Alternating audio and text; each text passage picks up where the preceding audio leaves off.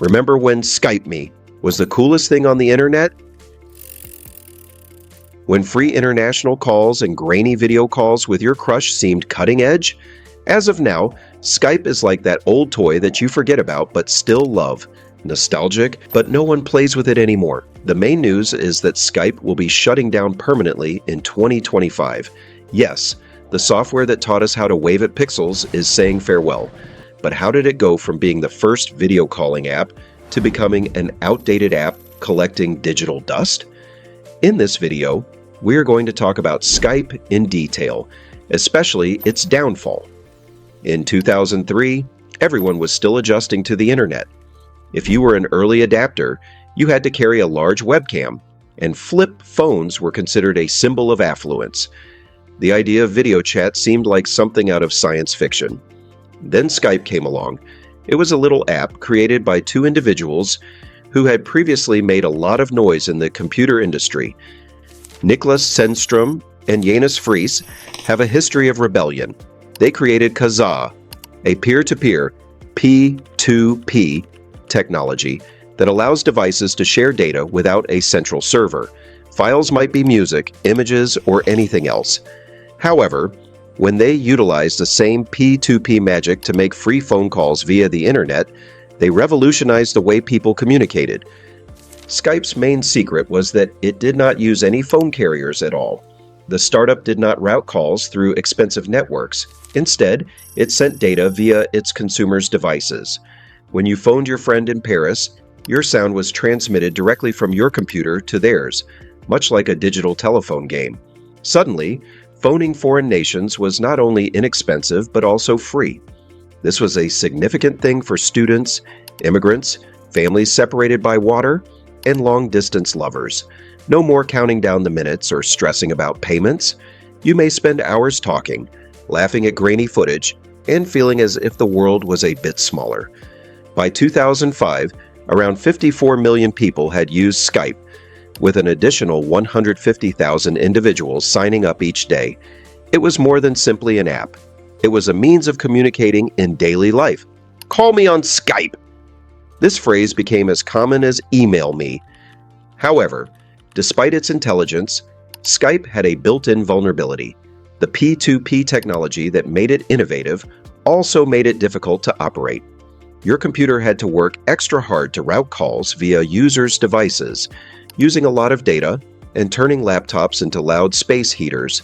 If your internet connection fails, calls may stutter or be lost completely. Skype suffered significantly as cell phones began to replace laptops. Early iPhones and Androids were not capable of handling P2P. The battery life decreased. If you moved too far away from Wi-Fi, calls would freeze. Competitors such as Google Talk and FaceTime focused on making things easy and stylish for mobile devices. However, Skype felt trapped in the past, like a vinyl record in a Spotify world. In 2005, Skype was the hot topic in the IT industry. It was a modest corporation with a great vision and millions of admirers.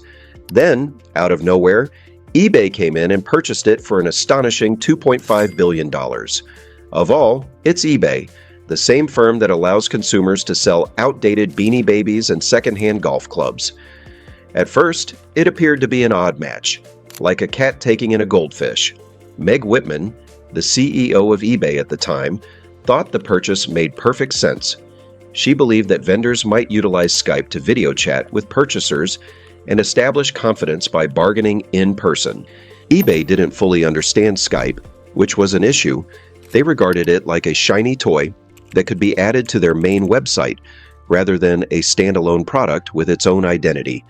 Rather than striving to improve calls or mobile applications, eBay attempted to include Skype into their online purchasing experience. They assumed that customers would want to video call strangers about secondhand toasters or valuable stamps, so they included obnoxious features such as Skype Me buttons in sale advertising. But you know what? Barely anyone used this feature. Most eBay users intended to buy items, not converse to strangers on the internet. At the same time, Skype's proprietors, Niklas and Jonas, argued with eBay officials over the app's path. By 2007, they had given up and gone, leaving Skype in the hands of individuals who regarded it as a side project rather than a transformation. When eBay took over, Skype stopped moving ahead. As competition increased, applications such as Google Talk and Apple's FaceTime introduced more user-friendly alternatives. Skype was busy introducing toys like Notes and SMS, while competitors were redefining what video calls might mean. But here's the catch: people continued to enjoy Skype even when eBay was controlled by new individuals. It continued to attract more users, demonstrating how much the world needed what it had to offer. The people in control were the problem, not the goods. Because eBay lacked vision, Skype's golden period devolved into a strange phase, similar to an excellent band with a poor manager. When you look back, eBay's experience with Skype demonstrates what can go wrong. When a company acquires something it doesn't completely understand. eBay did not want to encourage Skype's rebellious character, so they sought to make it a dull commercial tool. This caused them to lose out on the future. Trying to encourage a wolf to wear a sweater is like adopting it as a pet. You can try, but everyone will be unhappy in the end. In 2011 came a ray of hope for Skype. Microsoft paid an astonishing $8.5 billion and bought Skype. Many people believed it was an excellent technological fit. MS had the money, cloud power, and corporate clout. Skype would finally have the tools it needs to mature and take on the world. However, things did not proceed quite as anticipated. That's correct. Microsoft attempted to transform Skype into a multifunctional program, but no one requested those additional capabilities. It's like a large chain purchases your favorite intimate coffee shop, but the seats are removed in favor of a salad bar, a sushi counter, and a self-service checkout system. All of a sudden, the beauty is gone, leaving you feeling disoriented. Microsoft's first major action was to migrate Skype from peer-to-peer to cloud computing. In principle, this should improve call stability, particularly for mobile phones, but the shift was a disaster. Longtime customers began complaining about poor video, confused sound, and calls that cut off in the middle of a sentence. To make matters worse, the move to the cloud raised privacy worries, prompting many to worry, who is listening? When your calls started going through Microsoft's computers, there was less trust, and competitors like Zoom jumped in with claims of end-to-end encryption. Then there were too many features. Microsoft added lots of cool features to Skype to make it cool again, like disappearing messages as you have on Snapchat, emoji responses, and even an area for bots where you could talk to AI helpers about the weather. Repeat users groaned, "All we want to do is call our grandparents without a guide." At the same time, the app's interface evolved into a confused mess. Things hid behind other things. There were a lot of options menus. What used to be a straightforward click-and-call app now requires a PhD in navigation to operate. In 2016, Microsoft quietly launched Teams, a business-oriented app similar to Slack. Despite the fact that it appeared to be a side project at first, Microsoft quickly poured all of their resources into Teams, which received sleek updates, an easy connection with Office 365, and a push for viral marketing. Skype, on the other hand, received extra food. Microsoft attempted to distinguish between Skype and Teams as consumer apps and professional apps, but the message got mixed up. By 2021, it was clear that Microsoft had removed Skype for Business and replaced it with Teams, which was a blow to Skype fans. Despite the fact that Microsoft added AI-powered comments and background blur to Skype to show that it was still alive, it was like putting lipstick on a dead body. There was no magic left. Microsoft made the biggest mistake when they forgot why people loved Skype in the first place. It wasn't about fancy tools or business jargon. It was about putting people from all over the world in touch with just one click. That was a real gem. But Microsoft hid it behind a bunch of tricks and gave the crown to Teams. It's like trying to make a selfie stick out of an old guitar. You can do it, but why? Why can't the world accept something for as it is? In an effort to reestablish Skype's cool factor, Microsoft added new features such as stories and the ability to respond to texts with cartoon hearts. This was similar to how people suddenly started wearing bright shoes, using TikTok slang, and saying they have always loved kale. When Zoom first launched in 2013, it excelled at just one thing: video calls. Its design is straightforward, with a large Join Meeting button and no extras, bots, or sticker packs. Google Meet and Microsoft Teams did the same thing, and both were dependable and simple to use. As Skype's features grew, these apps took over. Zoom was even used in businesses, schools, and virtual happy hours became an international term. Overnight, COVID-19 turned the whole world into a big video call test. Overnight, grandparents used Zoom, yoga teachers streamed from their living rooms, and even dogs went to work meetings. It was Skype's time to shine, its chance to reclaim the throne, but it messed up. People said their connections were slow, changes were difficult to understand, and one friend could never figure out how to share their screen. Zoom, on the other hand, made COVID easy for people to some extent. By 2021, Zoom had 60% of the US video conferencing market, while Skype had only 4%.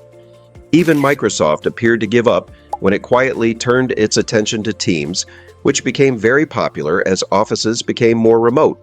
Teams had everything Skype didn't, including meeting rooms, integrated office apps, and a vibe that said, "We're here to get work done." Skype was no longer the star, but rather the supporting actor. Are you liking this video so far? If yes, and if you want us to keep making such detailed videos, then you can appreciate our efforts by liking this video and by subscribing to our channel. Your one like can be enough motivation for us to keep going. Now let's get back to the fate of Skype. Skype had huge potential, but it didn't receive the right attention at right time. However, now it was time to make some harsh decisions. Microsoft recently announced that Skype would be shut down permanently on May 5th, 2025. The news came as a text message from an old flame telling you they broke up with you. It was sad, but not completely unexpected. Skype had been there in the background for years, like that sweater you never wear but can't help but throw away. The clock was now going off, and users would be able to move their chats and friends to Microsoft's Teams. After listening to the news, a few people shrugged and said, "Haven't used Skype in years." They were already very busy with Zoom meetings and WhatsApp groups, but for some, it was personal. Skype wasn't just an app, it was a piece of history. Those fuzzy video calls with college friends, the laughs with cousins living abroad late at night, and grandma's first time learning how to wave at the screen. Giving up Skype felt like giving up a digital scrap. The transfer plan had some peculiarities. Paid users could still use the dial pad on Skype via the web or Teams, but the soul was gone. Sharing your contacts, chat logs, and call records was both good and bad. Remember those days? You could, but they'd just sit in a folder on your desktop like old picture books in the basement. Younger users quickly moved on, but Microsoft's message was clear. Teams was the way of the future. They spent billions of dollars making it the best place for work by adding chat rooms, calendars, and papers. However, Skype ended up being the awkward cousin at the family gathering. It felt like Skype wasn't really trying when it made changes like adding AI characters or blurring the background. It was like giving a worker a gold watch and then quietly deleting their desk at the same time.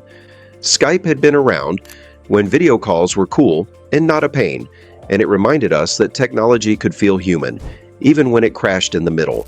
Those who remained loyal to the service, whether because they were used to it, missed it, or were simply stubborn, felt as if they had lost more than just an app when it was shut down.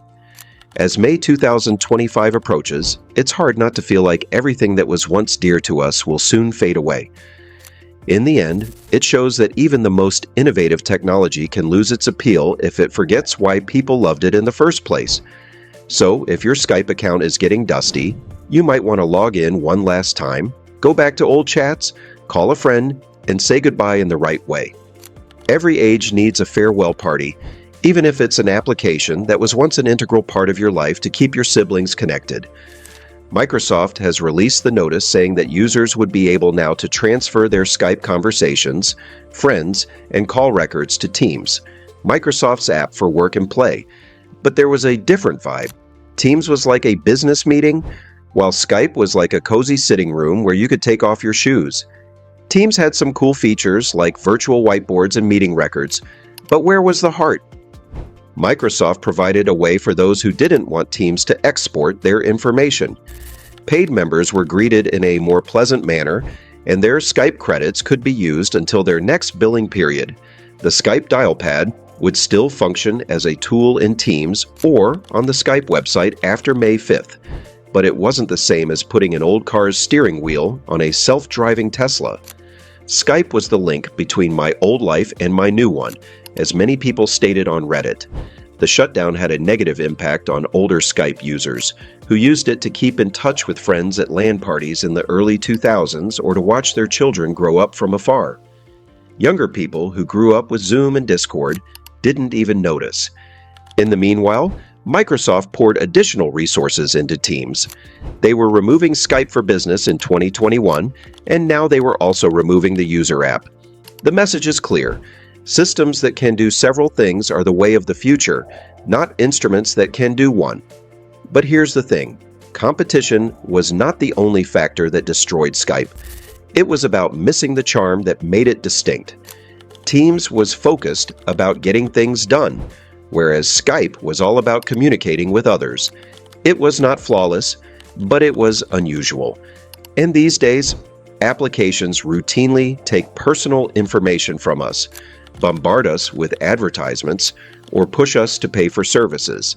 Skype's ease of use appears to be virtually revolutionary. I am sure most of us would have already moved on to Teams, but I am also sure about one more thing. All of us have some good Skype moments. I would love to hear them in the comments section below. This can be our way to big Skype a farewell. Before we end this video, if you would like us to cover any particular business story, mention in the comments section and we will take it from there. Till then, you can check out our already existing videos on the channel. You will like them for sure. If you enjoyed watching this video, don't forget to give this video a like, share, and you can subscribe to our channel for more such videos. See you in another amazing video.